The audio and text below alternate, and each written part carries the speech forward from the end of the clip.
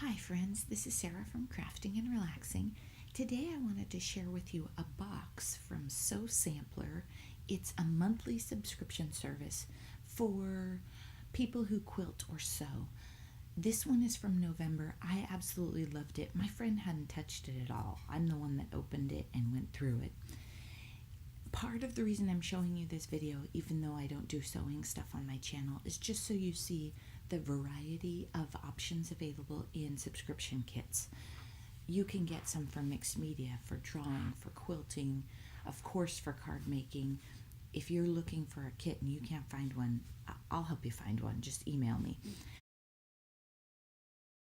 What I'm showing right now is the package. It has this really nice color printout of everything it includes. I love kits. Kits are super fun. They're super inspirational. They can get away from you if you're a big shopper or you already have a lot of inventory backed up. They're probably great for people who are newer to the hobby or people who live in remote areas, like Midge lives on a mountaintop, right? Or people who maybe have mobility or travel problems. They can't get to the store on their own like they used to. This would probably make a great gift for somebody in your family like that. And of course, you could apply this concept to paper crafting and all sorts of things.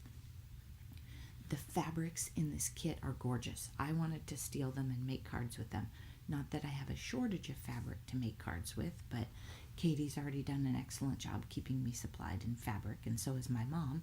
I just haven't been making the cards. So I'm just going to flip through these fabrics a little. Fabrics are a lot harder to flip through than papers, and it took me a while to realize that there were so many different ones in here. I'm not sure there are even two the same, because the idea is you're making quilt blocks with them. Just a really, really neat kit. We had a fun day, went through a bunch of stuff. I might share a video. Andy Mess was paint pouring, Katie was quilting.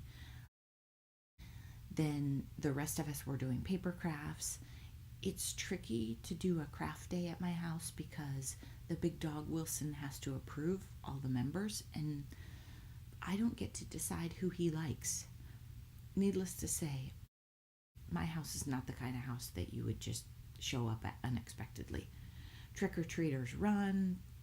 It gets a little scary when the dogs are activated. So that was kind of nice. My husband was home and Wilson was well behaved, and we just had a great time. And in fact, I think Andy Mess and I might go back to it today. And she didn't spill paint on anybody else's project, so I was worried about that. So this also comes with a calendar. It took me a while to figure out what the point of the calendar is. It's not the calendar itself. It's that it has different quilt block patterns on the top of the month. So you can look at the ideas, then you could chop them up and use them. So in these kits, there's the project of the month, the calendar with the quilt blocks, and then there was also this, there's another one in here. So this one is just the pattern for the cupcake mix. These are exact same in the pad. They're just a whole bunch of patterns. But look at this wall hanging that you're supposed to make out of this kit. Super cute. And like I said, I love the fabrics. I would steal them and use them for mixed media or cards. But I didn't take any.